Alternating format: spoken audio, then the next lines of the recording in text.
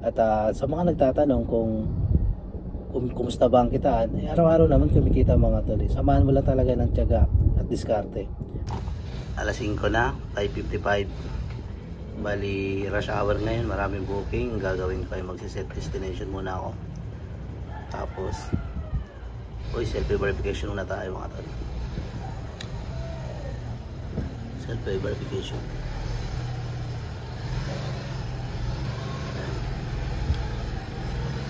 Yun. Kalamba. So accept na natin to.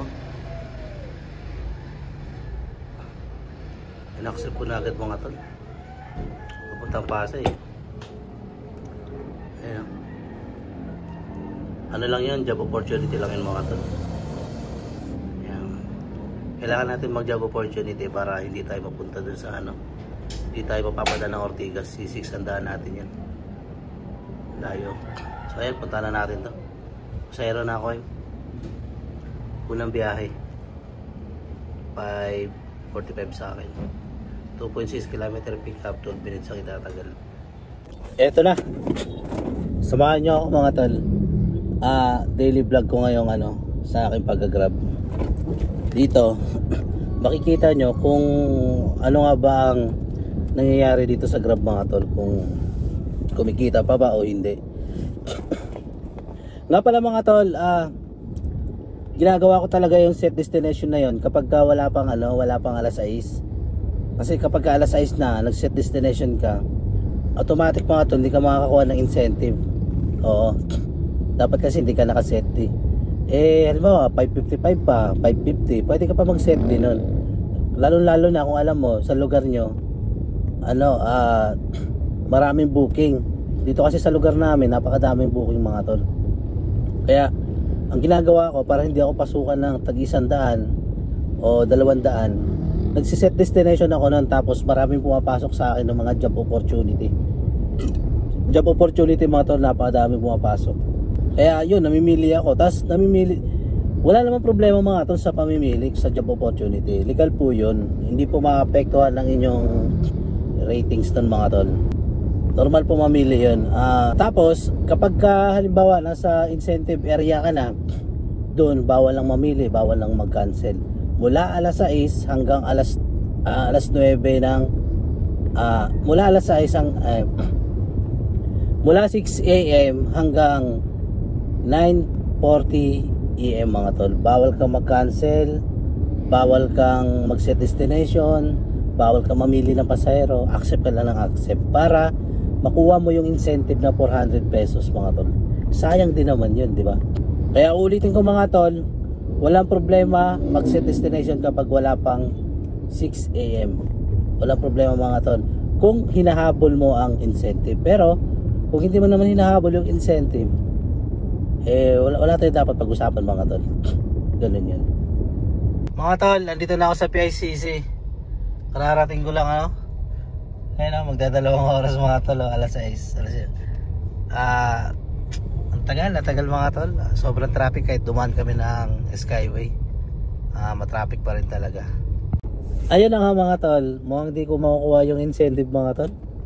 Alas 2 oras. Dapat kasi mataas ang complete nyo Dapat ang complete mo nasa tawag nito yung kailangan bago matapos ang bago dumating ang alas 7, dapat makatatlong booking ka dapat sa sitwasyon ko mga tol, magtatapos na yung alas 7, isang booking pa lang ako. So ayun mga tol, abang-abang tayo ngayon. Andito ako ngayon sa Pasay.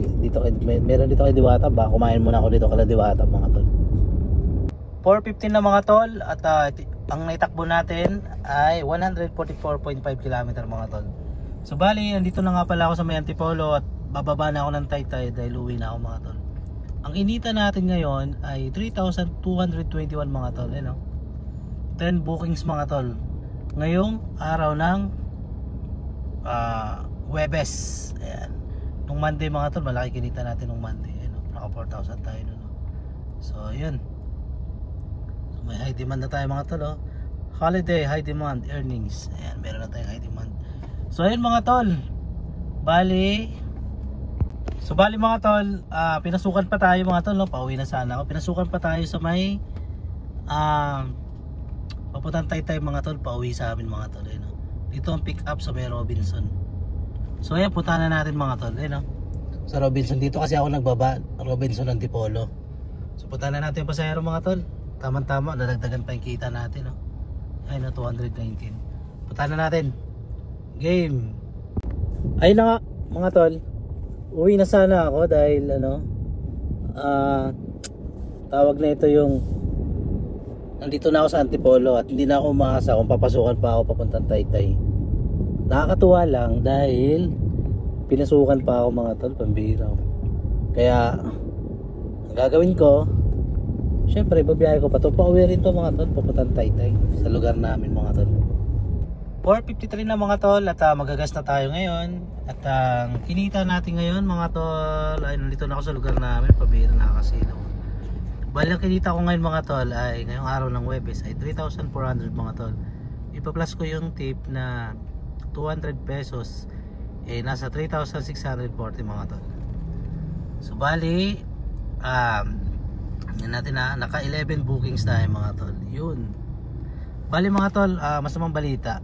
Eto na mga tol, uwi na ako ngayon, karayan na ako. Bali 11 hours din ako na bumiyahe mga tol, Bali yung mga nakaraan ko palang video, yung mga pasada ko, hindi ko pala na videohan lahat. Isipin nyo mula umaga tapos tumalo ng hapon, di ba? Hindi ko na binidyo mga tol. Dahil nagsunod-sunod kasi yung booking ko at nag-focus muna ako sa biyahe. So bali, binidyo ko na lang yung unang biyahe ko, tapos itong last na biyahe ko mga tol. Pinakita ko sa inyo yung kita. At sa mga nagtatanong kung kumusta ba ang kitaan, araw-araw naman kumikita mga tol. Samahan mo lang talaga ng tiyaga at diskarte. Syempre, ang diskarte ko, agahan ng biyahe para maaga makauwi at maaga makatulog. Napaka-importante kasi mga tol ang kalusugan. Ayoko sumagad ng biyahe mga tol. At kapag napunta na kayo dito sa larangan ng pagbabiyahe, iwasan nyo lang mga tol ang mga utang. Iwasan nyo lang talaga kasi kapag marami kayong utang at malaki yung hinuhulugan nyo, bali magiging imbis na yung quota mo 11 hours lang ang biyahe mo, mag-extend ng baka 5 hours, magiging 15 hours, 16 hours kang babiyahe, 18 hours. Doon mga tol, kawawa na mga katawan mo nun. Malamang hindi mo mararamdaman ngayon, baka gulatin ka, bigla kang may stroke o ma-overfatigue. Kaya iwasan nyo mangutang. Isipin nyo, bakit ka naman mangungutang kung kumikita ka naman araw-araw? Kumikita ka araw-araw, maaga ka nakaka-uwi, happy ka, kasama ng iyong baby love. So ay mga tol, bali ang kinita ko nga pala ay nasa 3,600 mga tol, kasama na yung tip. So ang babawasan ko ng gas yun na 1,000 pesos. Ito magagas ako mga tol, tingnan natin 1,000. So ayun mga tol, sumobra pa yung gas natin, no? Ang gas natin kasi kalahati lang yan, pero ngayon sumobra pa na isang guhit mga tol. Bali 155 kilometer na natakbo natin at ang ginas natin mga tol 1,000 lang. Ay mga tol, 1,000 lang. 1,023, may discount ako mga tol na 23 pesos. So hello mga tol, uwi na ako at maraming salamat sa inyong pagsama sa aking mini vlog.